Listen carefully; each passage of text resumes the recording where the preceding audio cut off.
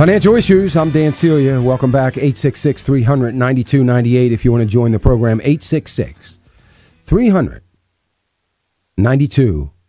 If you've got a financial question for me or you want a question in reference to some of the economic numbers or the economy in general, we'd love to hear from you, 866-300-9298. Let me go to Chris. Chris is calling us from North Carolina. Hey, Chris. Hey, how are you doing? Good.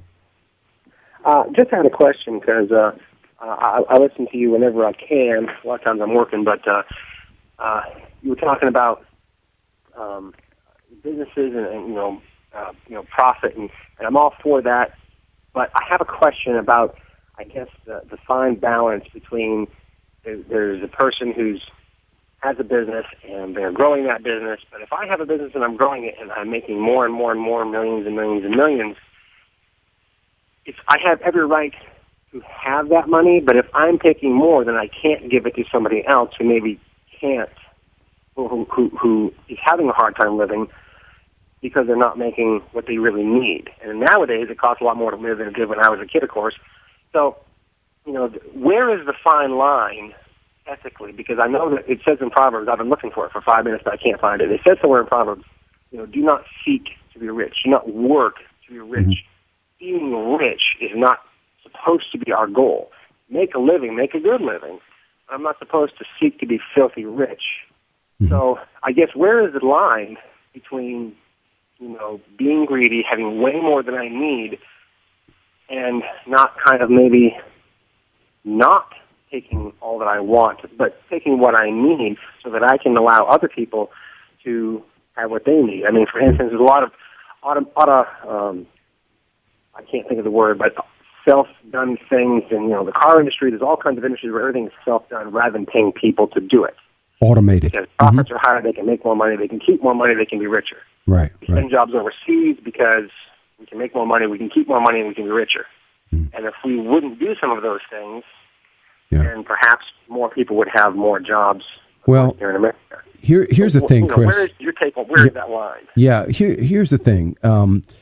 First of all, you're absolutely right that we wouldn't have some of the issues. But you're talking about, you mentioned Proverbs, but you got to go back to Genesis. We live in a fallen world. And unfortunately, we have a fallen man who is running, mankind, of course, running companies and corporations. And I believe that since the very beginning of time, in whether it, whatever the business was, whether it was a fisherman, a farmer, or whatever, in going back to antiquity, going back to the very beginning of time, that there was always greed. There always will be greed. And there's always going to be the depravity of man. So we can't, so the question has to be, would we love to eradicate that from our society and have a society by which everybody is equal and sharing? That is the philosophies, the ideology, and the tones by which fascism and Marxism is formed. Because when it's easy to convince the masses, because the majority are the very people that aren't being or aren't in a position to take advantage of greed. I'm not saying they wouldn't, but they're not in that position to take advantage of greed. So the opportunity and the idea of equalizing all this is a very good notion.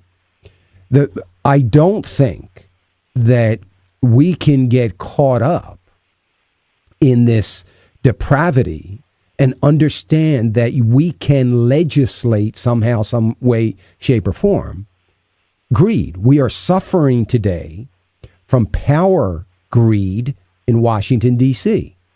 That's everybody. I'm not talking about the president. I'm talking about all the legislators. There is a power struggle going on. We see administrative and legislators looking for more social control and more power, government power. So that's a greed issue as well. So I don't know where the line is. I know where The biblical line is, you've already outlined that. I know where that is. I know that it's sad today that we need entitlement programs as a safety net because we've lost the church safety net that has been in America since the 1600s. So we've lost that. And it's sad, but that doesn't bring it back. That doesn't bring that we've got to fight and work and try to get to that point.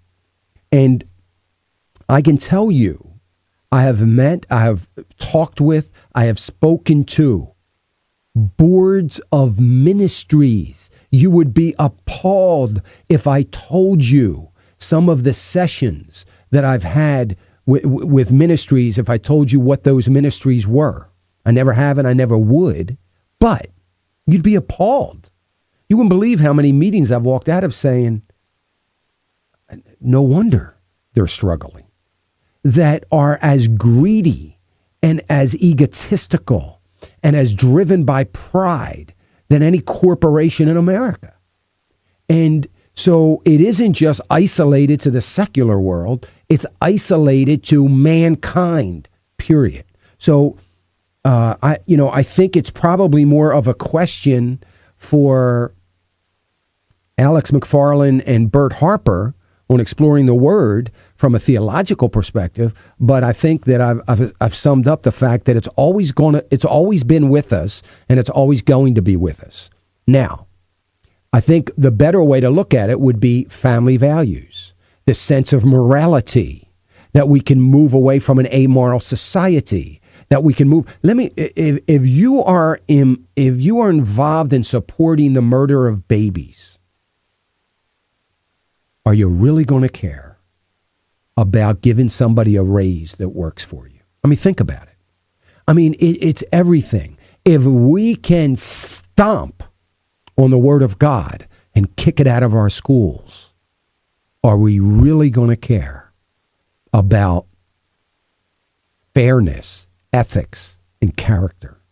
I remember when Bill Clinton, the mainstream media, did a very successful job in convincing the voting public, because he got reelected, that character didn't matter. The character was separate from being the president of the United States.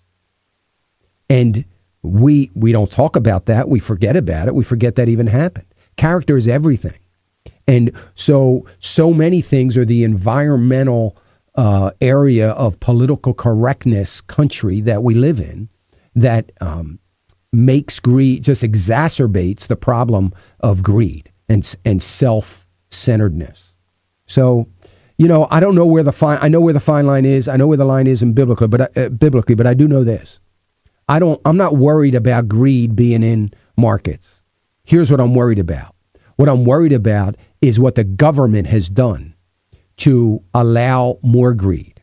One of the greatest, make no mistake about this, if you don't understand anything that I've said in the last 5 years, understand this, because the government doesn't. One of the greatest regulators in the world of business, in the world of economics and this economy, the greatest regulator that we have had up until 2008, from early in the 1600s to 2008, one of the things that has been the greatest asset to keep greed in check was not a regulation. It was a fear of failure. It was the fear of failure. When you take that away, which the government has, you have created a moral hazard that I don't know if it can be reversed. But we have a J.P. Morgan, a Citibank, and others that have no fear of failure. Can you imagine? It brings greed to a whole new level. A whole new level. Because if I can be as greedy as I want without knowing that my company's going to collapse and thousands of people are going to get laid off and it's going to wreak havoc, and I'm going to be in jail, and I'm going to be somebody that is a marked man. It's unbridled greed that the government has created.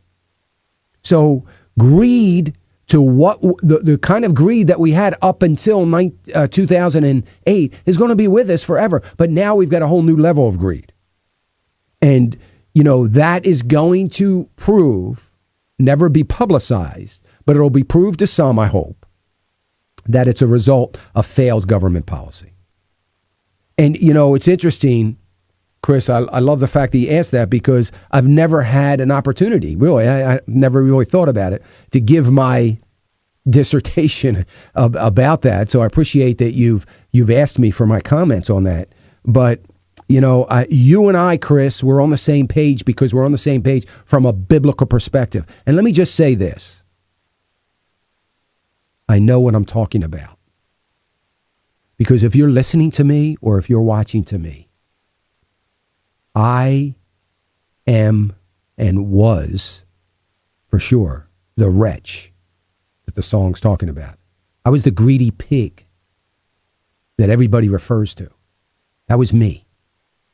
That was me before I came to the saving grace of Christ. I know what it's like to worship at the altar of success and money. I know what it's like. I was there, and nothing was going to change that in me until my God, success and money was going to be threatened and taken away. Because that's all I cared about. I didn't care about anything else. I know what it's like. I know what it's like. I'm not speaking about some philosophies. I'm speaking about what I know is being lived out in corporate America every day. I have chances to talk. I don't go a week without talking to someone entrenched deeply in corporate America that is calling me for some sort of audit of their opinions or values. And I'm blessed that I've made so many contacts and I've traveled in some wonderful circles that there's opportunity for those folks to call and hear now a Dan Celia with a biblical perspective on things. So we're better. We're going to be better to try to work to fix the economy, creating a fear of failure again in the economy, and understand that even at that, the greed is always going to be with us. But remember this, we only hear about the greed. There are far more, to the tune of about 95%, more companies that are attempting to do the right thing by their people, and for their company than are taking advantage and being greedy. But of course, we never hear about them. We never read about them. We never talk about them. They never make the news. So that is the majority. The overwhelming majority of people. That's why, as annoying as I sound sometimes from a pessimistic standpoint, that's why I still have optimism that we can turn this thing around, because I believe so much in the free market economy, and I believe what can happen if we could just find the will in Washington to make it happen. Thanks, Chris. I appreciate that, and I appreciate the opportunity you gave me there to talk about those things. Let me go to, do I have time to get, I'm sorry, Michael.